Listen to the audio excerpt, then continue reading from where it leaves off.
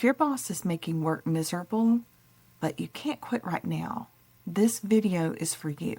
I'm going to show you 3 specific things to do this week to protect yourself, regain control, and make the situation better without blowing up your job. Hi, I'm Jen, and I have over 20 years experience helping leaders and individual contributors to develop themselves and grow the skills they need for their careers. If this is the type of advice you're looking for, click on the like button to let me know. Let's talk about something that can make even the most responsible adult want to quietly, or maybe not so quietly, immediately quit their job. A toxic boss. Not just a boss who gives feedback or delivers difficult messages. Not just a boss who occasionally has a bad day. The boss who praises you in private, criticizes you in public, changes expectations after the work is done, and somehow makes you feel guilty for not reading their mind. A lot of online advice says just quit. And sure, in a perfect world, you would quit. But in the real world, people have to pay their rent or their mortgages. People have kids, they have health insurance. They have bills that just don't accept, hey, my boss is a jerk, as payment. So in this video, we're going to talk about how to handle a toxic boss without quitting, at least not immediately. Specifically, I'm going to give you 3 practical things you can start doing right now to protect your sanity, protect your reputation, and protect your future. Let's get into it. The first thing that we need to do is a reality check, because not every difficult boss is toxic. Some bosses are demanding but fair. Some bosses are disorganized but not malicious. A toxic boss is different. A toxic boss uses fear, confusion, shame, manipulation, or constant pressure to control the workplace. They may blame you for their mistakes. They may move the goalposts. They may give unclear instructions and then punish you for not meeting expectations that they never actually explained. They may take credit for your work. They may create competition between team members, and they may act nice one day and cold the next. So you're always trying to figure out which version of them is showing up. The goal here is not to diagnose your boss. The goal is to protect yourself. Because when you're dealing with someone toxic, the worst thing you can do is keep operating like everyone is being reasonable. That's how people get trapped. They keep thinking, if I explain myself better, they'll understand. If I work harder, they'll appreciate me. If I just stay calm long enough, they'll stop targeting me. Maybe, but maybe not. And if the person above you benefits from keeping you confused, overworked, or insecure, then clarity is your best defense. That brings us to the first thing you need to do. Number 1, document everything. I know, this does not sound glamorous, and it's probably not the magic wand you were hoping that I would wave over you to fix everything. And no one gets excited creating a paper trail. But documentation is one of the most powerful tools you have, because toxic workplaces often run on confusion. They run on verbal conversations that later get denied. They run on, I never said that. That's not what I meant. You misunderstood. And suddenly you're questioning, is it you? Documentation brings you back to the facts, not feelings, not assumptions, facts. So from now on, when something important happens, write it down. Keep a private record. This can be a document, a spreadsheet, a notes app, or even a personal journal you update at the end of the day. Make sure that you include the date, the time, who was present, what was said, and the action that was requested, as well as any follow-up that happened. You want a timeline. You want the receipts. You want calm, boring, specific facts. Boring is your friend here. Boring sounds credible. Boring says, I'm not here to create drama. I am here because there is a pattern. Now, another important habit is to follow up verbal conversations in writing. And this is huge. Let's say your boss gives you instructions in person. After the conversation, send a short email or message that says, just confirming our conversation today. I'll move forward with the client proposal using option B, and I'll send the first draft by Thursday afternoon at noon. Let me know if I missed anything. That one message can save you a lot of trouble later. Because if your boss comes back and says, why did you use option B? I wanted option A. You can calmly reference the message. Something like, thanks for clarifying. My understanding from our conversation was option B, which I confirmed in my message on Tuesday. I can adjust this to option A by Friday. And that's it. Just professional, unemotional, and clear. Because the goal is not to embarrass your boss. The goal is to protect yourself. Keep your documentation somewhere private. Use good judgment and follow your company policies. Make sure your notes are professional because someday you might need someone professional to read them. And when they do, you want them to see a calm record of what happened, not evidence of your frustration. Once you're documenting clearly, your next step is learning how to communicate differently. That brings us to tip number 2. Control the conversation. Now, when I say control the conversation, I don't mean manipulate or play games. And you definitely don't want to become toxic in response to their toxicity. That just turns the workplace into a horrible environment, and nobody needs that. But what I mean is you need to stop walking into conversations unprepared, because toxic bosses often thrive when conversations are emotional, vague, or rushed. They throw out accusations, change topics, they interrupt. From now on, you're going to go into conversations with structure. You keep your voice calm, keep your words simple, and keep bringing the conversation back to facts, expectations, and next steps. Here are a few scripts you could use. If your boss gives vague criticism like, you need to do better, you can say, can you clarify what specific part needs improvement? Or, what would success look like? Or even ask for specific examples of what good looks like. This forces the conversation out of vague shame and into actionable feedback, because do better is not a management strategy. If your boss changes expectations after the fact, you can say, thanks for explaining. To make sure I'm aligned, can we confirm the new priority and the deadline? Or, previously the direction was X. It sounds like we're now shifting to Y. Is that correct? Notice the tone.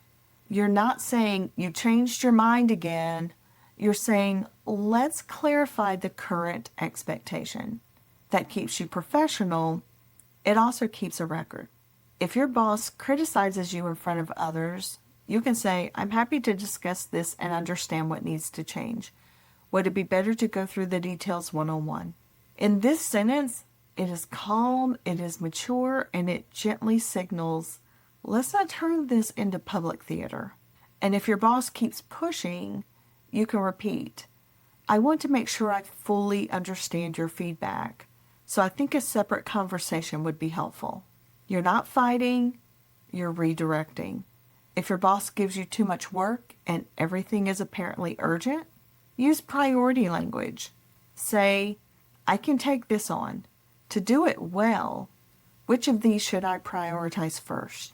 Or, I currently have A, B, and C due this week. If this new task is the priority, which deadline should I move? This is especially important because toxic bosses may overload you and then blame you for not doing the impossible. Your job is to make the trade-off visible. Now, here's one of the most powerful questions you can ask a toxic boss. Can you help me understand what you'd like me to do differently next time? This question does a few things. First, it makes you sound coachable. Second, it forces them to be specific. Third, it moves the conversation from personal attack to future action. Because if someone says you handled that badly, you can say, can you help me understand what you'd like me to do differently next time? Another powerful phrase is, just so I'm clear. Use this all the time. Just so I'm clear, the priority is the report, not the presentation, correct? Just so I'm clear, you'd like the revised version by Friday. Just so I'm clear, the expectation is that I attend the client call and send the recap afterwards. This phrase is magic because it sounds neutral. It does not accuse, it does not escalate. It simply creates clarity. And clarity is poison to toxic confusion. Now, one thing you must avoid is over-explaining, and this is hard. When you feel unfairly accused, your instinct may be to explain everything. You want to prove you're not lazy. You want to prove you're not careless. You want to prove you care. So you start talking and talking. And the problem is that toxic people often use over-explaining against you. They pick apart details, they twist your words, they make you sound defensive. So keep your responses short. Briefly explain the cause, give them the current status, and then the next step. 3 little parts to that answer. No emotional spiral, no footnotes, just 3 tiny steps. Another useful communication rule is this: do not match their energy. If they're sharp, you stay steady. If they are chaotic, you stay clear. If they are passive-aggressive, you stay direct. Now, this does not mean you become robotic. It just means you stop giving them extra material. You stop reacting in ways they can use later. Okay, we have one more step in dealing with your toxic boss. Let's get into number 3. Protect your energy. And this might be the most important one, because toxic bosses do not just waste your time. They drain your emotional battery. You can leave the office, close the laptop, and still hear their voice in your head. You're trying to relax, and your brain is replaying and overanalyzing everything that happened through the day. Let's put a stop to this. Your boss does not get to live rent-free in your nervous system. You need to build emotional distance. And emotional distance does not mean you stop caring about your work. It means you stop measuring your worth around your boss's mood. We need to step out of that. Their mood is data, not identity. Their reaction is information, not a verdict on your value. Their poor communication is not proof that you are failing. You have to remind yourself, my job is to do good work. My job is not to manage my boss's emotions. Because when this happens, your job becomes less about your actual responsibilities and more about surviving your boss. So you need boundaries. Not dramatic boundaries, not I'm never speaking to you again boundaries. You need professional workplace boundaries. One thing that helps is creating a shutdown ritual after work. It can be simple. At the end of the day, write down, what did I complete today? What needs attention tomorrow?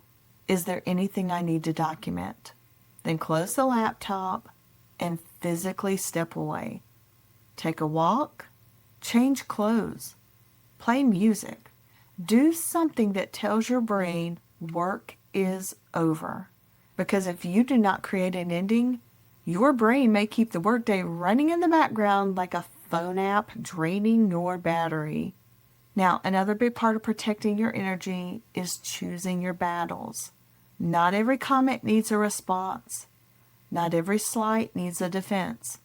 Not every passive-aggressive email needs a passive-aggressive email back. When dealing with a toxic boss, ask yourself, Will responding help me, or will it just feed the fire? Sometimes the best response is a neutral one. Understood. Thanks for clarifying. I'll update that. I'll send the revised version by 4. That's it. Neutral is not weak, it's strategic. Neutral says, I'm not entering the emotional boxing ring today. Let's get to a really important point. Handling a toxic boss without quitting does not mean you stay forever. Let me say that clearly. This video is not about becoming a permanent resident in a toxic environment. It is about protecting yourself while you decide what your next move is. Sometimes you cannot quit today, but you can prepare quietly, strategically, without announcing it to everyone. You can update your resume. You can reconnect with people in your network. You can save examples of your work if allowed. You can track your accomplishments. You can start looking at job descriptions to see what skills are in demand. You can take a course or build a side project. You can prepare your finances. You can quietly create options, because options are power. Toxic bosses often make people feel trapped. And when you feel trapped, you tolerate more than you should. But when you know you have options, even if they are not immediate, something shifts. You stop acting in fear and you start acting from strategy. You remember that this boss is not the entire universe. This job is not your whole identity. And this chapter is not your whole story. But once you have those options in place, you can make choices and you can decide where your limit is. What is the line that you're going to draw that, if crossed, means that you will leave? And what are you going to be able to handle and manage and stay in that job? Because it's up to you then. You have the choice. All right, so let's put these 3 things together really quickly. The first thing that you're going to do to make sure that you have options is you're going to document everything. You're going to keep the records, confirm conversations, write down all the facts, create timeline, and make sure that you have clarity. The second thing is you're going to control the conversation. Ask specific questions. Clarify expectations. Bring everything back to priorities, deadlines, and next steps. And make sure you have a structure that protects you. And then number 3, you're going to protect your energy. You're going to build emotional distance. Stop absorbing every mood. Create boundaries. And choose your battles. You don't need to become cold or bitter. You just need to become clearer, harder to manipulate, less available for the chaos. And that's the goal. If you follow these 3 things, you're going to be able to manage how you experience this situation. You're going to feel less trapped, and you're going to make better decisions for yourself, short term and long term. Thank you so much for watching, and we'll see you in the next video.